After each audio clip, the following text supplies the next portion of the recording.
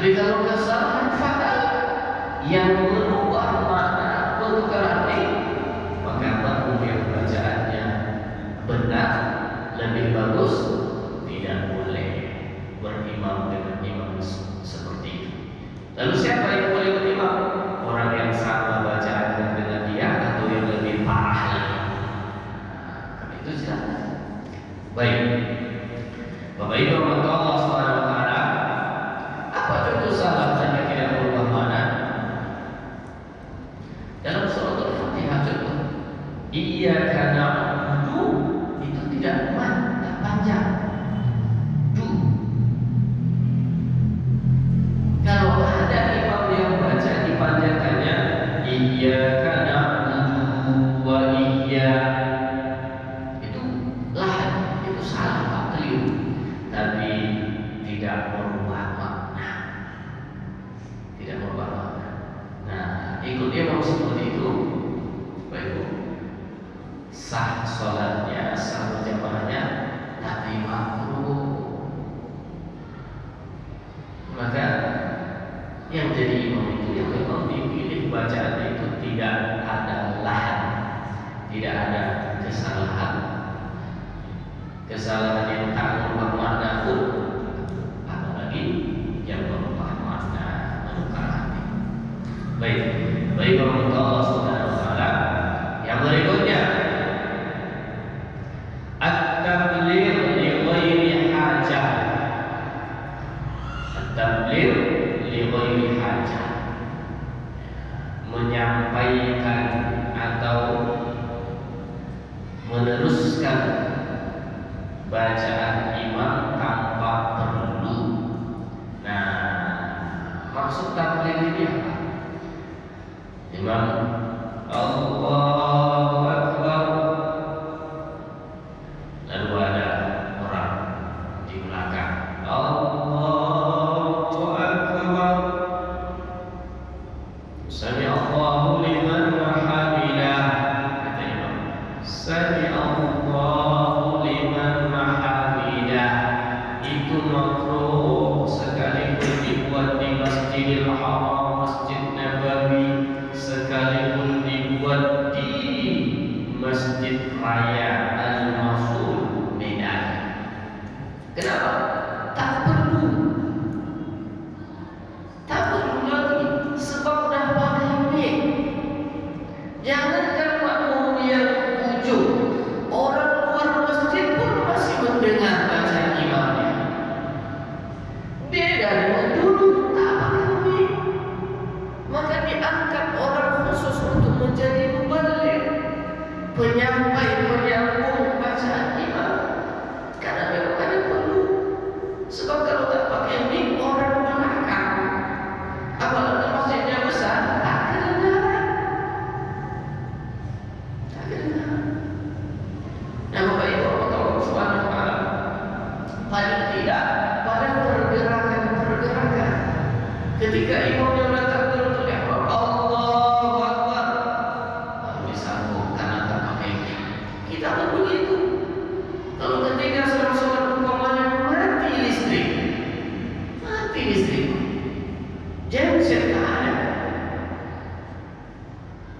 Sementara orang sholat Nabi sampai belakang, suara imam pun tak besar-besar kali. Pada saat seperti ini ada hajat, ada perlu orang jadi muballigh, kan yang sambung bacaan imam. Sami Allahu liman hamidah, dia pun baca bisa. Sami Allahu liman hamidah, sehingga orang belakang, berarti imam sudah bangkit dari rukuk, bisa dia ikut. Walaupun Bapak Ibu untuk bacaan tak bisa disampaikan. Karena itu makmum paling belakang ketika dia tidak mendengar bacaan imam, maka dia membaca seperti sholat sir. Kenapa kita sholat zuhur baca Fatihah, baca ayat sebagai makmum? Karena kita tak dengar bacaan imam. Sholat maghrib, sholat isya, sholat subuh sekalipun, kalau makmumnya belakang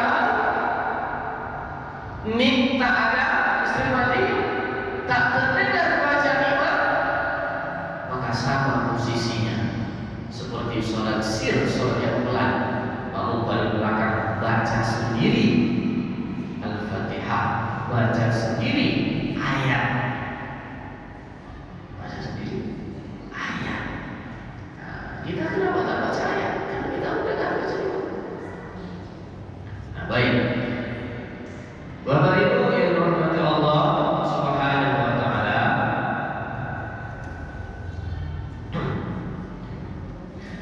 termasuk yang makruh juga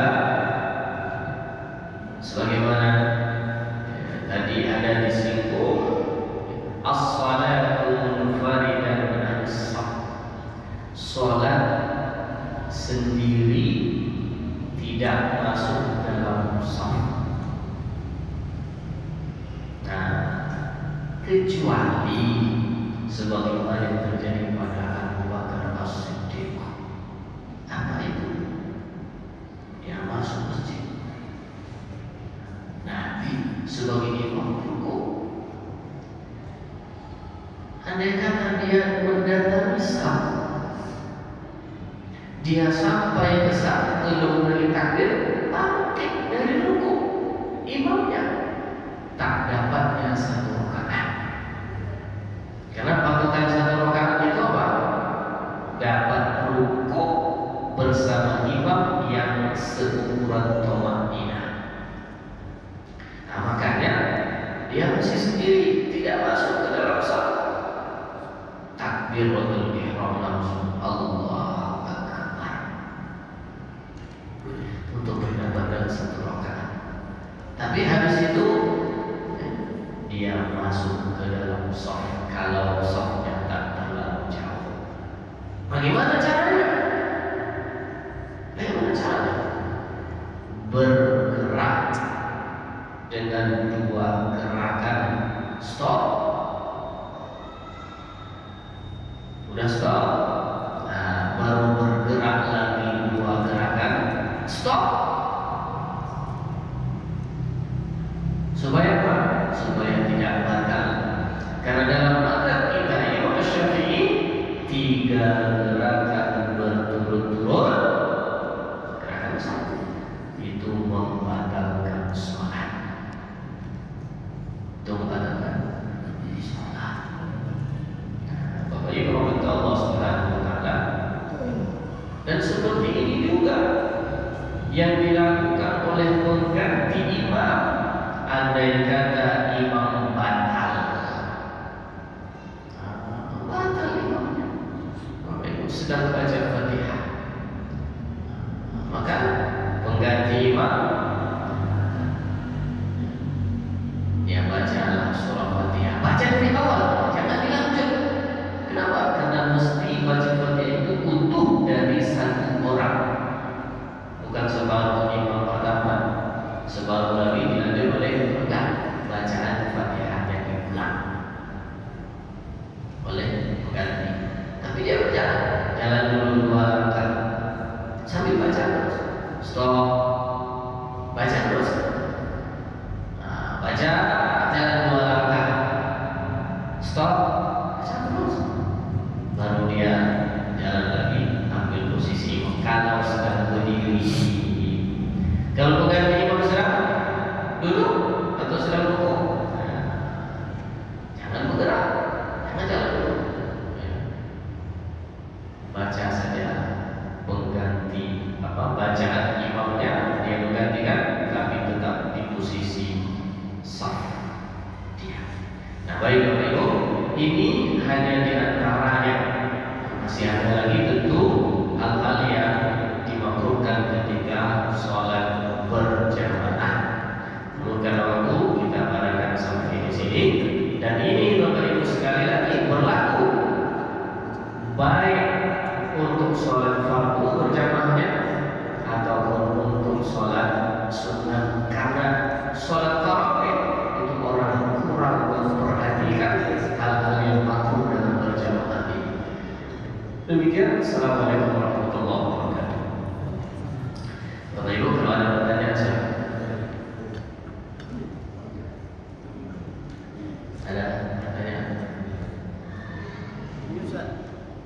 Ya, silakan.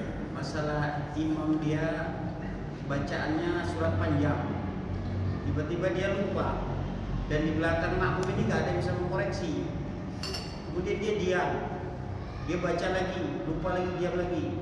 Ini kadang makmumnya sempat buyar konsentrasinya. Ini macam mana menyikapinya, Ustaz? Pertama, bagi imam yang lupa, beri kesempatan kepada makmum untuk melakukan fatah, istilahnya fatah, membuka ingatan imam.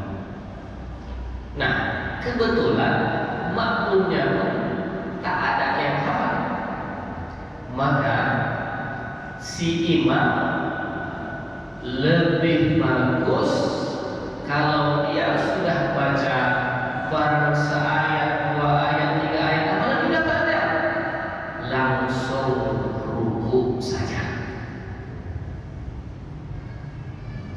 Kecuali sekali dalam hati imam. Ini kalau ulama sekali dapat ini. Ini kadang-kadang udah 2 kali, 3 kali